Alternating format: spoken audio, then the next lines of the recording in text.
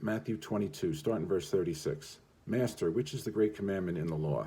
Jesus said unto him, Thou shalt love the Lord thy God with all thy heart, and with all thy soul, and with all thy mind. This is the first and great commandment. And the second is like unto it, Thou shalt love thy neighbor as thyself. On these two commandments hang all the law and the prophets.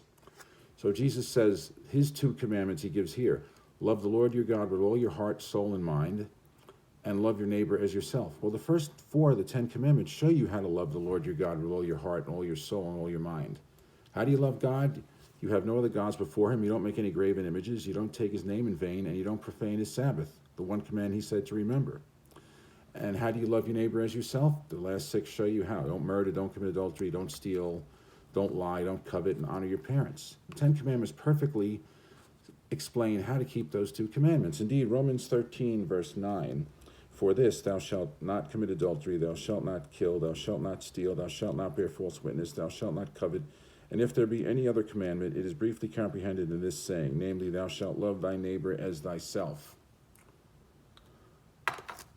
Nobody can seriously deny that the 10 commandments show perfectly how to love God, the first 4, and how to love neighbor, the last 6. It's common sense. And yet, why do people still resist the commandments? Because of the one command God specifically said to remember. Why do people continually resist that?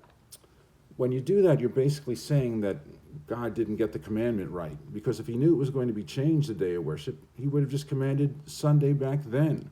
God knew what was going to happen.